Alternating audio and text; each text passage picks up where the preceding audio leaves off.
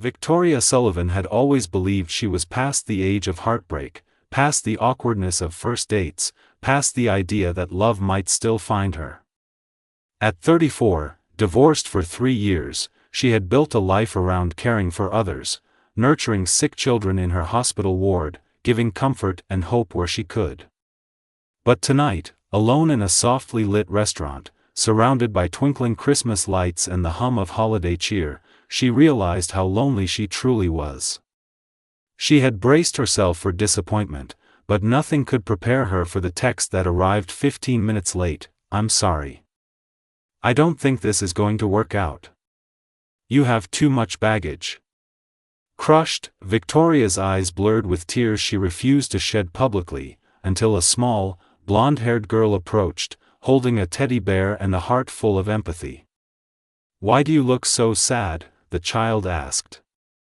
And just like that, a chance encounter sparked a chain of events that would change Victoria's life forever, a Christmas miracle orchestrated by the honesty of a 4-year-old, the warmth of a kind man, and the unexpected magic of second chances. Tonight, Victoria would learn that love doesn't always arrive how you expect. It often arrives when you least believe it's possible. Victoria Sullivan smoothed down her emerald green dress one last time, taking a deep, shaky breath. 34 years old, divorced for 3, a career-focused pediatric nurse who had convinced herself that helping others' children could fill the emptiness she carried. She had thought she was past first-date anxiety, but sitting alone in the softly glowing restaurant, Christmas lights twinkling overhead, Victoria felt vulnerable, exposed, and uncertain in a way she hadn't felt in years. Her friend Rachel had insisted she meet James Hendress. "He's perfect for you," Rachel had said with a grin. "Kind, successful, ready to settle down. You'll see, it'll be magical." Victoria had reluctantly agreed, though the thought of being disappointed yet again made her stomach twist. She glanced at her phone, 7:15 p.m. 15 minutes late. She tried to settle her nerves, letting the hum of conversation, clinking silverware, and the smell of roasted chestnuts fill the quiet spaces of her heart. By 7:30, the buzzing silence of the restaurant was interrupted by a text. "I'm sorry, but I don't think this is going to work out. Rachel mentioned you were divorced. I'm looking for someone without that kind of baggage. I hope you understand. Best wishes." Victoria stared at the words, letting them blur as tears pricked her eyes. Baggage. She had heard that word in countless variations over the years: too old, too career-driven, too damaged. She swallowed hard, forcing herself to breathe, trying to maintain composure as the waiter refilled her water for the 3rd time. With a sympathetic smile, she reached for her coat, ready to retreat to her lonely apartment and the familiar silence that awaited her. That's when a small voice interrupted her thoughts. "Excuse me, miss, why do you look so sad?" Victoria looked down to find a little girl, no older than 4 or 5, standing beside her table. Blonde hair tied in playful pigtails, a red velvet dress trimmed with white lace, clutching a small teddy bear. The girl's blue eyes were wide and earnest, the kind of empathy only children possess. "Oh, sweetheart, I'm okay," Victoria said softly, forcing a smile. "But you look lonely," the girl insisted. Victoria hesitated. "Shouldn't you be with your family?" "I am with my family. That's my daddy over there." The child pointed toward a nearby table where a man sat with an older couple. He had noticed them by now, concern etched across his face. Before Victoria could respond, he was approaching. Probably in his late 30s, kind brown eyes, dark hair, dressed neatly yet comfortably. "Chloe, you can't just approach strangers like that," he said gently. "But Daddy, she's sad." "I can help. You always say I'm good at making people feel better," Chloe replied. Victoria felt something in her chest shift, the raw honesty of a child, unfiltered, demanding to heal sadness simply by noticing it. "It's all right. She's very sweet," Victoria said softly. Daniel, Chloe's father, studied her face. Recognition flickered across his features: damp eyes, empty chair, coat half on, quiet resignation. Understanding softened his expression. Bad date? He asked quietly. Victoria laughed shakily. He didn't even show up. Texted that I had too much baggage. He nodded sympathetically. Sometimes strangers are easier to tell, he murmured. Then he glanced back at his table. I know this might sound strange, but would you like to join us? My parents and I are celebrating my dad's birthday. My mother always orders too much food, and Chloe insists you need company. Chocolate cake is involved. Chloe tugged Victoria's hand with both of hers. Yes. You have to come. Grammy always makes chocolate cake, and you can have some of mine. Victoria hesitated. But there was something about the father's warm eyes, about Chloe's trusting little hand, that made her pause. When had anyone ever simply wanted her company? Not for appearances, not because she fit criteria, but simply because she was human and hurting. If you're sure I wouldn't intrude, she said softly. Not at all, Daniel replied. I'm Daniel Morrison, by the way.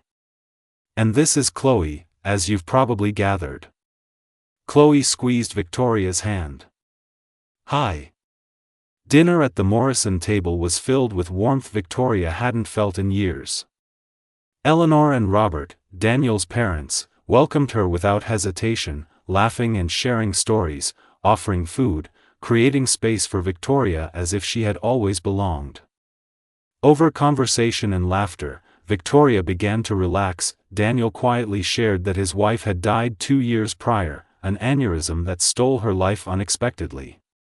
Since then, he had raised Chloe alone, balancing long hours as an architect with single parenthood. Some nights were harder than others, some days impossibly long. She asks about her mother constantly, Daniel said softly, and I try to keep her memories alive, but I can't be everything. She misses having a mom. Victoria's heart ached. She told them about her work at the children's hospital, the quiet joy of helping children heal, of being part of something bigger than herself. Chloe's eyes grew wide. You help sick kids get better, like a superhero. Daniel chuckled, slightly embarrassed. She's obsessed with superheroes. Chloe grinned. Sort of like you.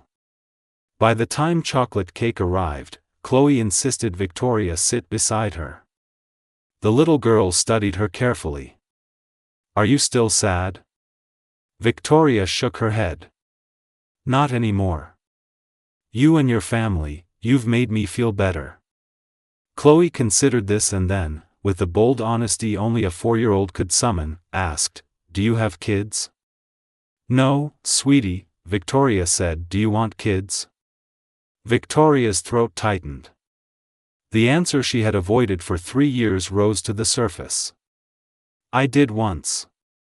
I always thought I would, but it didn't work out. Chloe nodded, fully understanding. My daddy is lonely too. I can tell. Sometimes he looks sad when he thinks I'm not looking.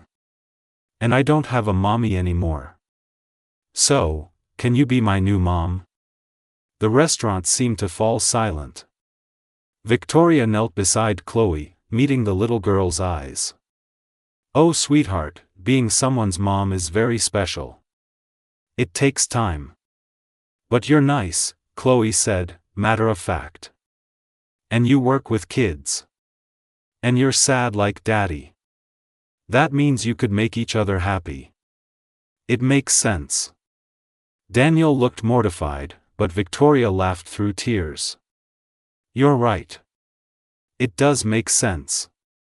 Then can you come visit us? Chloe asked, tugging Victoria's hand. Victoria looked at Daniel.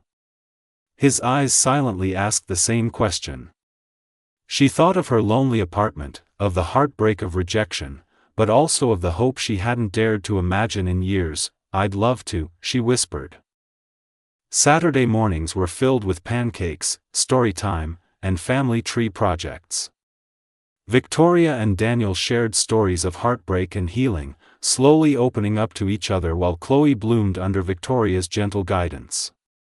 Victoria shared her pain of infertility and lost dreams, while Daniel spoke of the loneliness of single parenthood. One quiet afternoon, while Chloe napped, Daniel reached for her hand.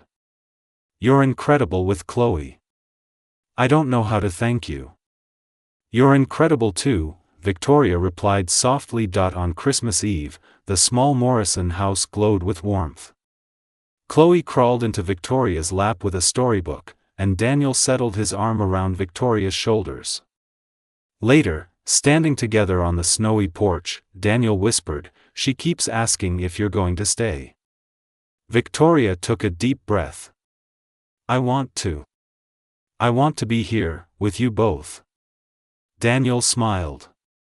"Then stay. We'll build this family together."